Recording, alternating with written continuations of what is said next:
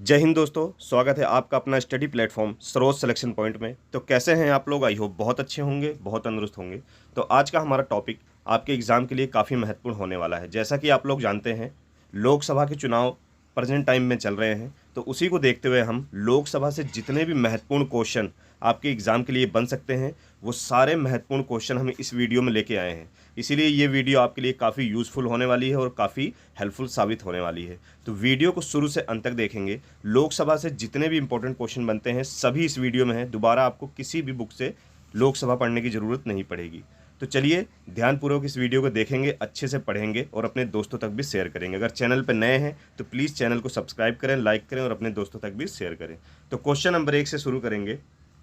स्वतंत्र भारत की लोकसभा का पहला सत्र कब आयोजित किया गया था? यानी कि जब देश आज़ाद हुआ था उसके बाद लोकसभा का जो सत्र है वो कब से चालू हुआ था, कब से आयोजित किया गया था? तो याद रखेंगे कब से किया गया था। तो इसका राइट आंसर क्या होगा? 13 मई 1952। स्वतंत्र भारत की लोकसभा का पहला सत्र कब आयोजित किया गया था? 13 मई 1952 में किया गया था। अच्छे से नोट डाउन करेंगे, कई बार एग्जाम में ये क्वेश्चन पूछा गया है। संभवतः आने वाले एग्जाम में भी इनसे क्वेश्चन आपको देखने को मिल सकते हैं। चलिए अगले क्वेश्चन की ओर बढ़ेंगे। तो अगला क्वेश्चन क्या कहता है? लोकसभा के पहले अध्यक्ष कौन थे? लोकसभा के जो पहले अध्यक्ष थे देश आज़ाद होने के बाद, तो कौन थे? इसका राइट आंसर क्या होगा? तो लोकसभा के जो पहले अध्यक्ष थे, इसका राइट आंसर है गणेश वासुदेव मावलंकर। याद रखेंगे, इसे नोट डाउन करेंगे। लोकसभा के पहले अध्यक्ष कौन थे? गणेश वासुदेव मावलंकर जो थे वो लोकसभा के पहले अध्यक्ष थे। तो ये तो थे पहले अध्यक्ष लोकसभा के। अगर आपसे क्वेश्चन पूछ ले कि लोकसभा के पहले उपाध्यक्ष, ये भी क्वेश्चन कई बार पूछा गया है, इसको भी नोट डाउन करेंगे आप। लोकसभा के पहले उपाध्यक्ष अगर आपसे पूछ ले तो कौन था? अनंत सैनम अयंगर। कौन था उपाध्यक्ष? इसको भी नोट डाउन करेंगे। लोकसभा के पहले उपाध्यक्ष कौन थे? अनंत सैनम अयंगर।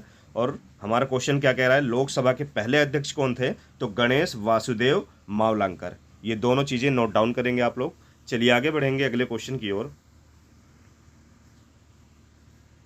अगला क्वेश्चन कहता है वर्तमान में लोकसभा के अध्यक्ष कौन है? यानी कि प्रेजेंट टाइम में, हाल ही में प्रेजेंट टाइम में लोकसभा के अध्यक्ष कौन है? तो इस समय लोकसभा के अध्यक्ष कौन है प्रेजेंट टाइम में, वर्तमान समय में? ओम बिरला। याद करेंगे, ऑप्शन सी बिल्कुल राइट आंसर होगा। प्रेजेंट टाइम में यानी कि वर्तमान समय में लोकसभा के अध्यक्ष कौन है? ओम बिरला लोकसभा के अध्यक्ष हैं, याद रखेंगे। और उपाध्यक्ष की बात की जाए तो वर्तमान में अभी तक कोई उपाध्यक्ष नहीं है, सिर्फ अध्यक्ष हैं। तो सिर्फ आपको अध्यक्ष याद करना है। चलिए इसे अच्छे से नोट डाउन करेंगे। कौन है वर्तमान में लोकसभा के अध्यक्ष? तो ओम बिरला हैं। चलिए आगे बढ़ेंगे अगले क्वेश्चन की ओर। तो अगला क्वेश्चन क्या कहता है? लोकसभा की पहली महिला अध्यक्ष कौन थी? बहुत ही इंपॉर्टेंट क्वेश्चन है, काफ़ी बार एग्जाम में पूछा गया है। लोकसभा की पहली महिला अध्यक्ष कौन थी? ये इकलौती हैं, तो इनको अच्छे से याद करेंगे। लोकसभा की पहली महिला अध्यक्ष हैं मीरा कुमार। कौन है?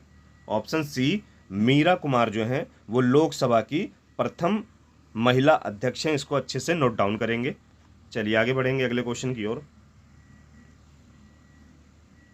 अगला क्वेश्चन कहता है निम्नलिखित में से कौन से भारतीय उपराष्ट्रपति लोकसभा के अध्यक्ष भी रहे हैं? निम्नलिखित में से कौन से भारतीय राष्ट्रपति लोकसभा के अध्यक्ष भी रहे हैं? यानी कि ऐसे कौन से लोकसभा अध्यक्ष हैं जो बाद में राष्ट्रपति भी हुए हैं? तो ऐसे कौन से हैं? तो याद रखेंगे नीलम संजीव रेड्डी, ये लोकसभा के अध्यक्ष थे, उसके बाद ये राष्ट्रपति भी भारत के बने हैं। ये इकलौते ऐसे हैं, तो इसको अच्छे से नोट डाउन करेंगे। नीलम संजीव रेड्डी लोकसभा अध्यक्ष भी रहे हैं और भारत के राष्ट्रपति भी रहे हैं। इसको अच्छे से याद करेंगे, दोनों पद इनके पास थे। चलिए अगला क्वेश्चन क्या कहता है? लोकसभा का सदस्य बनने के लिए न्यूनतम आयु कितनी होनी चाहिए? यानी कि लोकसभा का अगर आप सदस्य बन रहे हैं, लोकसभा का चुनाव लड़ रहे हैं, तो आपके लिए जो कम से कम आयु होनी चाहिए वो कितनी होनी चाहिए? तो याद रखेंगे लोकसभा का सदस्य बनने के लिए 25 वर्ष की आयु होनी ही चाहिए। 25 वर्ष से कम नहीं होनी चाहिए, 25 वर्ष से अधिक हो सकती है। 25 वर्ष के बाद आप चुनाव लड़ सकते हैं। चलिए आगे बढ़ेंगे। अगला क्वेश्चन क्या कहता है? लोकसभा में राज्यों को किस आधार पर सीटें आवंटित की जाती हैं। लोकसभा में राज्यों को किस आधार पर सीटें आवंटित की जाती हैं? तो लोकसभा में ये जनता का दल होता है, यानी जनता का चुनाव होता है, तो जनसंख्या के आधार पर की जाती है। याद रखेंगे, लोकसभा का जो चुनाव होता है, जो सीटें आवंटित की जाती है राज्यों में, तो वो जनसंख्या के आधार पर की जाती है। चलिए आगे बढ़ेंगे। जिस प्रकार उत्तर प्रदेश में सबसे ज़्यादा जनसंख्या है, तो उसी प्रकार उत्तर प्रदेश में जो लोकसभा सीटें हैं वो भी सबसे ज़्यादा हैं, ये भी याद रखेंगे। कितनी सीटें हैं? 80 सीटें लोकसभा से आती हैं, जो कि भारत में सभी राज्यों में सबसे अधिक है। चलिए आगे बढ़ेंगे। अगला क्वेश्चन क्या कहता है? लोकसभा सदस्यों की अधिकतम संख्या कितनी है? लोकसभा यानी कि जो लोकसभा का चुनाव होता है उसमें अधिकतम संख्या कितनी रखी गई है? तो अधिकतम संख्या कितनी है? 550 है। याद रखेंगे, अधिकतम संख्या जो है वो कितनी है? 550 है। याद रखेंगे, पुरानी बुकों में 552 लिखा गया है, तो जो बच्चे पुरानी बुक पढ़ रहे होंगे इसे अपडेट कर लेंगे आप लोग। पहले 552 होते थे अधिकतम सीटें, पर वर्तमान में कितने हैं? 550 सीटें हैं। किस लिए? क्योंकि दो एंग्लो इंडियन जो राष्ट्रपति मनोनीत करते थे, यानी कि दो एंग्लो इंडियन की जो सीटें आरक्षित थी, क्या किया गया? अधिनियम 2019 में एक अधिनियम हुआ, 104 संशोधन हुआ। कौन सा संशोधन? 104 संशोधन हुआ। तो उसमें 2020 में क्या किया गया? जो एंग्लो इंडियन की सीटें थी वो समाप्त कर दी गई। याद रखेंगे, 2020 में जो एंग्लो इंडियन मनोनीत करते थे राष्ट्रपति, तो वो सीटें जो है समाप्त कर दी गई। इसलिए 552 की बजाय अब 550 सीटें अधिकतम सीटें हैं लोकसभा की। इसको नोट डाउन कर लेंगे आप लोग, बिल्कुल भी गलत नहीं करेंगे। चलिए आगे बढ़ेंगे। अगला क्वेश्चन क्या कहता है? 2024 में लोकसभा चुनाव का कौन सा संस्करण है? यानी कि प्रेजेंट टाइम में जो लोकसभा का चुनाव चल रहा है, ये कौन सी लोकसभा का चुनाव है? भारत आज़ाद होने से लेके अब तक ये कौन सी लोकसभा का चुनाव है? तो याद रखेंगे, ये 18वीं लोकसभा का चुनाव चल रहा है। कौन सी लोकसभा का चुनाव चल रहा है? ये 2024 में 18वीं लोकसभा का चुनाव चल रहा है, यानी कि 2024 में लोकसभा का ये संस्करण 18वां है। याद रखेंगे इसे। चलिए आगे बढ़ेंगे। अगला क्वेश्चन क्या कहता है? राष्ट्रपति द्वारा लोकसभा में आंग्ल भारतीय समुदाय के 2 सदस्य, यानी कि एंग्लो इंडियन समुदाय के 2 सदस्यों को किस अनुच्छेद के तहत मनोनीत करते थे? किस अनुच्छेद के तहत करते थे? तो अनुच्छेद 331 के तहत, जो कि क्या कर दिया गया? समाप्त कर दिया गया। 2020 में 104 संशोधन हुआ। 2020 में आंग्ल भारतीय समुदाय के 2 जो आरक्षित सीटें थे उसे समाप्त कर दिया गया। तो ये किस अनुच्छेद के तहत राष्ट्रपति जो है मनोनीत करते थे, यानी कि राष्ट्रपति इनको चुनते थे? तो 331 के तहत इनको चुना जाता था। ठीक है, याद रखेंगे, अनुच्छेद 331 के तहत चुना जाता था। इसको अच्छे से याद करेंगे। चलिए अगला क्वेश्चन क्या कहता है? लोकसभा में आंग्ल भारतीय समुदाय में 2 सदस्यों को मनोनीत करने की शक्ति किसके पास है? लोकसभा में ये किसके पास थी? तो ये राष्ट्रपति के पास। कौन चुनता था? 2 आंग्ल भारतीय यानी कि एंग्लो इंडियन समुदाय के 2 लोगों को, तो ये राष्ट्रपति द्वारा चुना जाता था। याद रखेंगे। चलिए आगे बढ़ेंगे। अगला क्वेश्चन क्या कहता है? वर्तमान लोकसभा में प्रत्येक राज्य के लिए स्थानों का आवंटन आधारित है। वर्तमान लोकसभा में प्रत्येक राज्य के लिए स्थानों का आवंटन आधारित है। कौन सी जनगणना के आधार पर आधारित है? याद रखेंगे, तो 1971। कौन सी? 1971 की जनगणना पर आधारित है। इसको अच्छे से याद करेंगे। कौन सी जनगणना पर? 1971 की जनगणना पर आधारित है। एक चीज़ और नोट डाउन करेंगे, जो 550 सीटें हैं, ये अगली बार, यानी कि इसको बढ़ाया कब जा सकता है, इसमें चेंज कब किया जाएगा, बढ़ाया कब किया जाएगा? तो ये 2026 तक इसको जो है 2026 तक कर दिया गया है। 2026 के बाद लोकसभा की सीटों में बढ़ावा किया जा सकता है, उसमें बढ़ोतरी की जा सकती है। पर 2026 तक जितनी सीटें थी पुरानी 1971 से लेकर अभी तक उतनी ही चलेंगी। 2026 के बाद इसमें बढ़ाया जा सकता है। याद रखेंगे। चलिए आगे बढ़ेंगे। अगला क्वेश्चन कहता है, लोकसभा के सभी निर्वाचन क्षेत्र निम्न में से किस प्रकार के होते हैं? लोकसभा के जो सभी निर्वाचन क्षेत्र होते हैं वो निम्न में से किस प्रकार के होते हैं? एकल सदस्य निर्वाचन क्षेत्र होते हैं, बहुसदस्य निर्वाचन क्षेत्र होते हैं, या उपर्युक्त दोनों होते हैं? तो कौन से होते हैं? एकल सदस्यीय निर्वाचन क्षेत्र होते हैं। याद रखेंगे। तो इसका राइट आंसर क्या होगा? एकल सदस्यीय निर्वाचन क्षेत्र बिल्कुल राइट आंसर है। चलिए आगे बढ़ेंगे अगले क्वेश्चन की ओर। अनुसूचित जाति एवं अनुसूचित जनजाति यानी कि एसटी और एससी कास्ट के प्रतिनिधित्व के लिए लोकसभा में कितनी सुरक्षित निर्वाचन क्षेत्र की व्यवस्था की गई है? तो इसका राइट आंसर क्या होगा? इसका राइट आंसर होगा 131। ऑप्शन ए 131 बिल्कुल सही है। अनुसूचित जाति एवं अनुसूचित जनजाति यानी कि जनजाति का मतलब है एसटी के प्रतिनिधियों के लिए लोकसभा में कितने सुरक्षित निर्वाचन क्षेत्रों की व्यवस्था की गई है? तो 131 निर्वाचन क्षेत्रों की व्यवस्था की गई है, याद रखेंगे इसे। चलिए आगे बढ़ेंगे। अगला क्वेश्चन कहता है क्षेत्रफल की दृष्टि से देश का सबसे छोटा लोकसभा निर्वाचन क्षेत्र कौन सा है? क्षेत्रफल की दृष्टि से पूछ रहा है कि देश का सबसे छोटा लोकसभा निर्वाचन क्षेत्र कौन सा है, तो कौन सा है? याद रखेंगे, सबसे छोटा निर्वाचन क्षेत्र का मतलब होता है सबसे कम वहाँ पे वोटर हैं, मतदाता वहाँ पर सबसे कम है।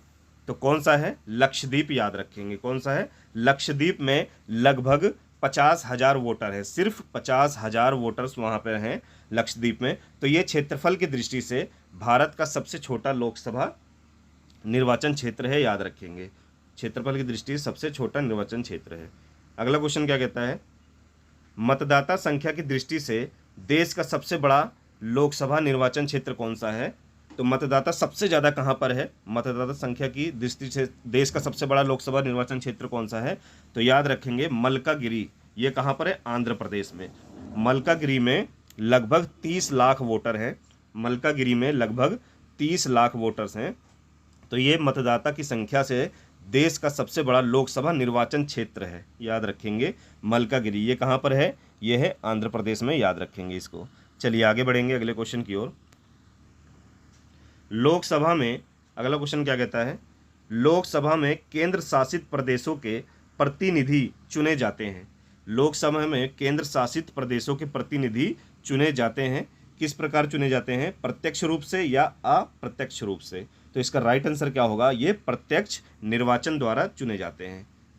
प्रत्यक्ष निर्वाचन द्वारा चुने जाते हैं लोकसभा में केंद्र शासित प्रदेशों के प्रतिनिधि, याद रखेंगे। अगला क्वेश्चन क्या कहता है? कौन सा राज्य सबसे अधिक प्रतिनिधि लोकसभा में भेजता है?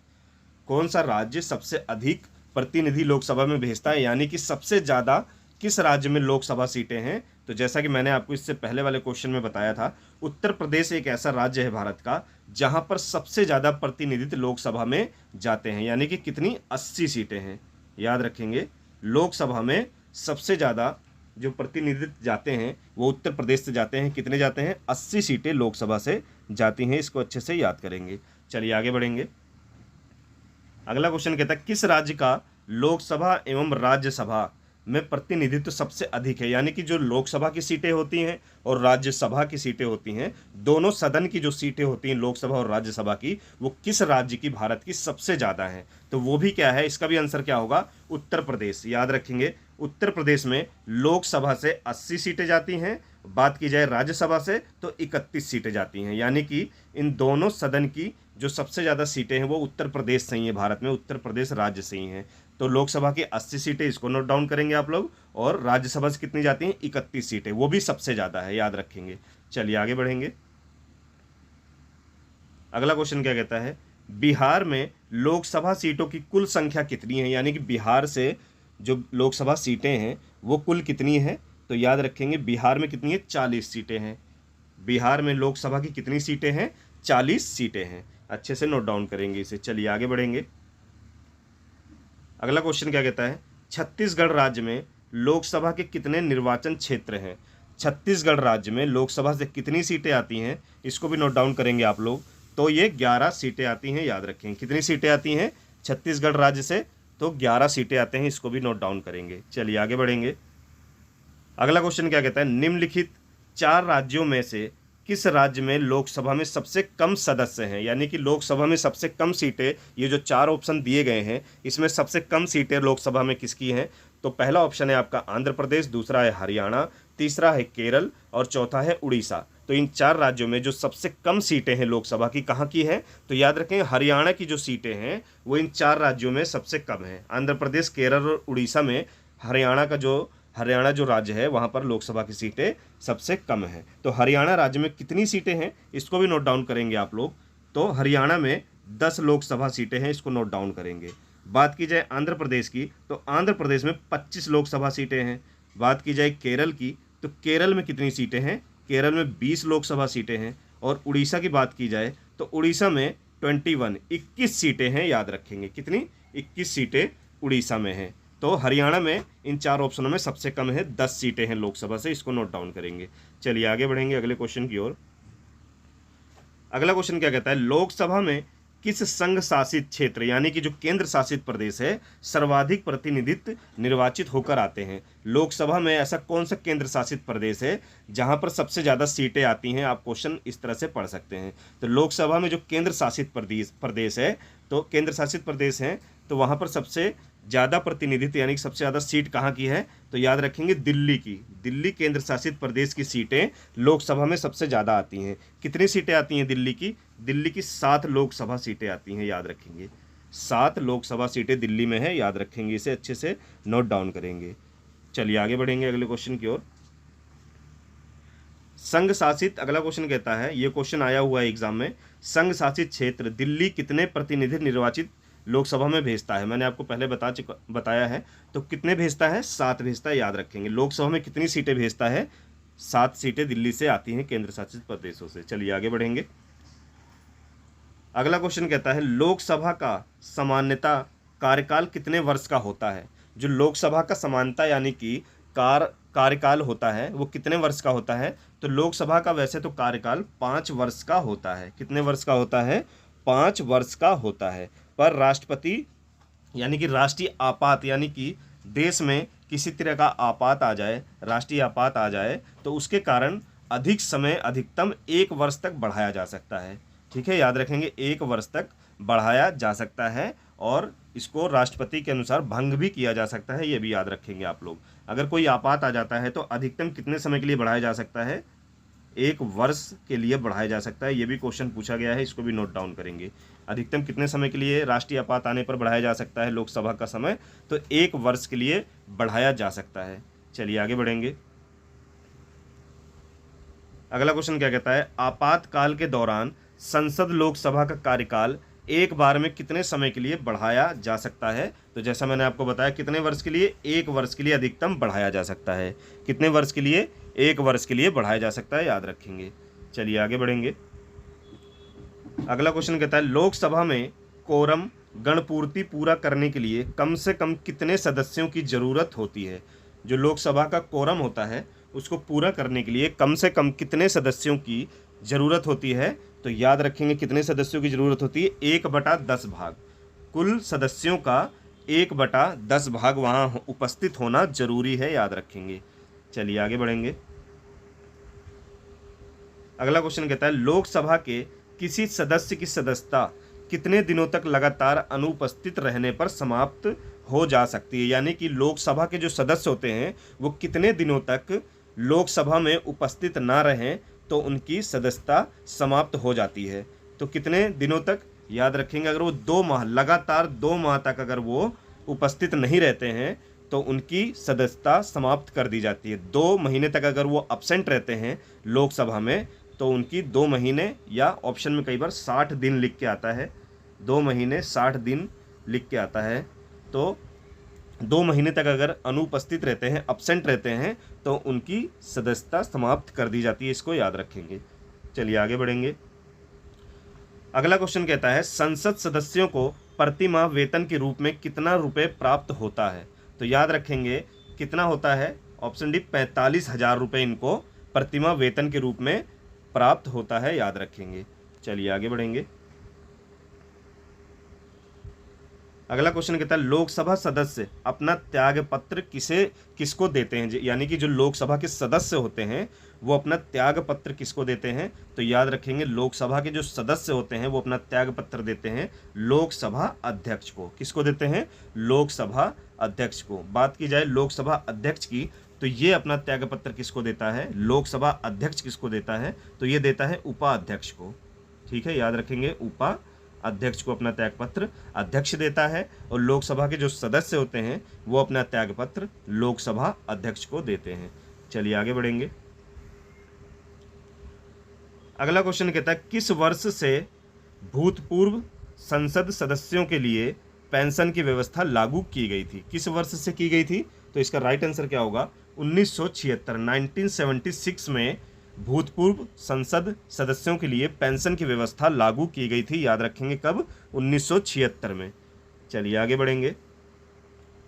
अगला क्वेश्चन कहता है लोकसभा के एक वर्ष में कम से कम कितने सत्र बुलाए जाने आवश्यक हैं? यानी कि एक साल में लोकसभा के अधिकतम कम से कम कितने सत्र बुलाए जाने आवश्यक हैं? वैसे तो लोकसभा का जो सत्र होता है एक साल में 3 सत्र होते हैं, पर कम से कम कितने सत्र बुलाए जाने आवश्यक हैं? तो कम से कम 2 सत्र जरूर बुलाए जाने चाहिए। कितने? वर्ष में 2 बार। याद रखेंगे कम से कम 2 सत्र बुलाया जाना आवश्यक है। वैसे तो सत्र कितने होते हैं इनके? 3 सत्र होते हैं। बजट सत्र होता है, मानसून सत्र होता है और शीतकालीन सत्र होता है। पर एक साल में 2 सत्र, किसी कारणवश अगर 3 सत्र नहीं बुलाए जा सकते, परंतु 2 सत्र बुलाए जाने बिल्कुल आवश्यक हैं। इसको याद रखेंगे आप लोग। चलिए आगे बढ़ेंगे। अगला क्वेश्चन क्या कहता है लोकसभा की बैठक के अंतिम तिथि तथा दूसरी बैठक की प्रथम तिथि, यानी कि जो 2 सत्र बुलाए जाने आवश्यक हैं, तो उसमें प्रथम बैठक और दूसरी बैठक के बीच में कितने समय का अंतराल यानी कितने समय का गैप होना चाहिए? तो याद रखेंगे 6 महीने। 6 महीने से एक भी दिन ज़्यादा नहीं होना चाहिए। 6 महीने का अंतराल कम से कम होना चाहिए। याद रखेंगे। चलिए आगे बढ़ेंगे। तो कितने होने चाहिए? तो 6 माह, कम से कम 6 माह का होना चाहिए। याद रखेंगे। चलिए आगे बढ़ेंगे। अगला क्वेश्चन क्या कहता है राष्ट्रपति लोकसभा को कार्यकाल पूरा करने के लिए पूर्व भंग कर सकता है। राष्ट्रपति लोकसभा का कार्यकाल पूरा करने के लिए उससे पूर्व भी भंग कर सकता है। यानी कि जो लोकसभा का कार्यकाल 5 वर्ष का होता है, सामान्यतः 5 वर्ष का होता है, उसे राष्ट्रपति उसको उससे पूर्व भी यानी कि उससे पहले भी किसी कारणवश उसे भंग कर सकता है। तो इसका राइट आंसर क्या होगा? तो इसका राइट आंसर होगा प्रधानमंत्री के सलाह पर। किसकी सलाह पर करेगा? प्रधानमंत्री की सलाह पर राष्ट्रपति इसको भंग कर सकता है। याद रखेंगे। चलिए आगे बढ़ेंगे। अगला क्वेश्चन कहता है निम्नलिखित में से किसे लोकसभा का अभिरक्षक कहा जा सकता है? तो अभिरक्षक किसे कहा जाता है? तो याद रखेंगे लोकसभा अध्यक्ष को। इसका राइट आंसर क्या होगा? निम्नलिखित में से किसको लोकसभा का अभिरक्षक कहा जाता है? तो लोकसभा अध्यक्ष को कहा जाता है। याद रखेंगे। चलिए अगला क्वेश्चन क्या कहता है? अगला क्वेश्चन कहता है लोकसभा के अध्यक्ष को कौन चुनता है? इसका राइट आंसर क्या होगा? लोकसभा का जो अध्यक्ष होता है उसको कौन चुनता है? तो याद रखेंगे लोकसभा का जो अध्यक्ष होता है उसे कौन चुनता है? लोकसभा का अध्यक्ष को लोकसभा के सदस्य चुनते हैं। याद रखेंगे कौन चुनते हैं? लोकसभा के निर्वाचित सदस्य या लोकसभा के सदस्य इसको चुनते हैं। याद रखेंगे लोकसभा के सदस्य इसको चुनते हैं। ये साधारण बहुमत द्वारा किया जाता है इसका चुनाव। याद रखेंगे किसके द्वारा किया जाता है? साधारण बहुमत द्वारा किया जाता है। याद रखेंगे। चलिए आगे बढ़ेंगे। लोकसभा का जो अध्यक्ष होता है वो उसको शपथ कौन दिलाता है? तो याद रखेंगे वो सदस्य के रूप में ही शपथ लेता है। इसको भी नोट डाउन कर लेंगे आप लोग। तो अगला क्वेश्चन क्या कहता है लोकसभा की बैठक किस प्रकार समाप्त की जाती है? लोकसभा की जो बैठक होती है वो किस प्रकार समाप्त की जाती है? विघटन द्वारा, सत्रावासन द्वारा या स्थगन द्वारा? तो याद रखेंगे इनमें से सभी द्वारा, इन तीनों द्वारा लोकसभा की जो बैठक है वो समाप्त की जा सकती है। याद रखेंगे। तो किसके द्वारा की जाती है? लोकसभा अध्यक्ष द्वारा। किसके द्वारा? लोकसभा के अध्यक्ष द्वारा ये बैठक समाप्त की जाती है। चलिए अगला क्वेश्चन क्या कहता है? अगला क्वेश्चन आपका कहता है लोकसभा का नेता कौन होता है? तो लोकसभा का जो नेता होता है वो कौन होता है? तो याद रखेंगे लोकसभा का जो नेता होता है वो प्रधानमंत्री होता है। कौन होता है? लोकसभा का नेता कौन होता है? प्रधानमंत्री होता है। याद रखेंगे जिसकी सरकार होती है लोकसभा का नेता वही होता है। याद रखेंगे तो प्रधानमंत्री होता है।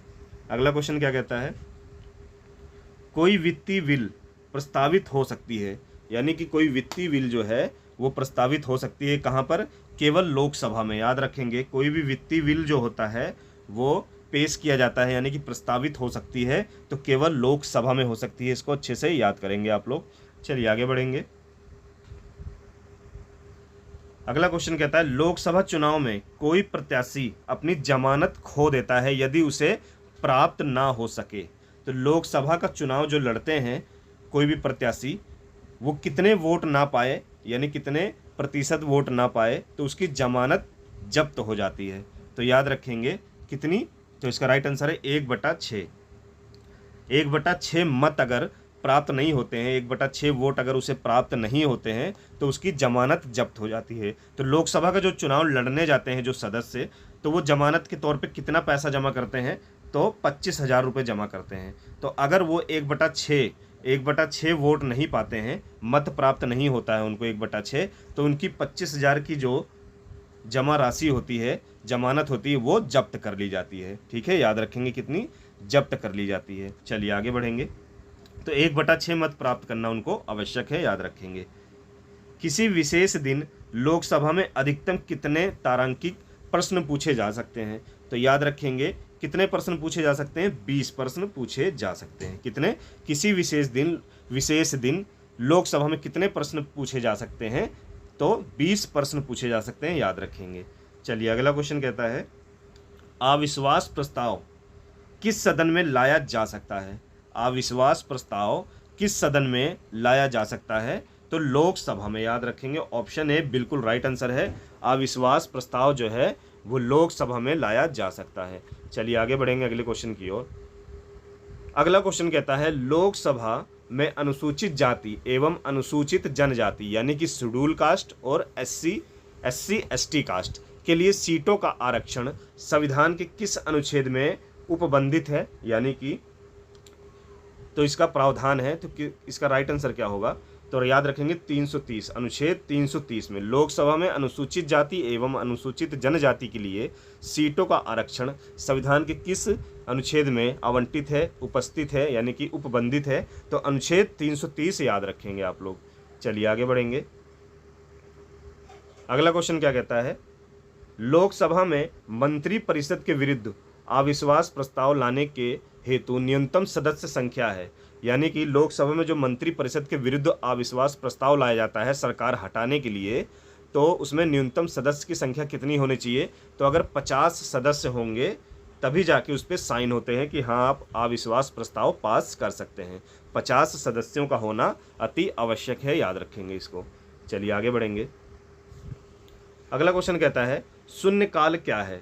शून्यकाल क्या है, जब सदन में विपक्ष के प्रस्तावों का विचार होता है, आराम का समय होता है, जब सदन में अति महत्वपूर्ण मामलों पर विचार होता है, जब लोकसभा में भोजन किया जाता है। तो याद रखेंगे शून्यकाल होता है ऑप्शन सी, जब सदन में अति महत्वपूर्ण मामलों पर विचार होता है। ठीक है, याद रखेंगे शून्यकाल क्या होता है, जब सदन में अति महत्वपूर्ण मामलों पर विचार होता है, याद रखेंगे।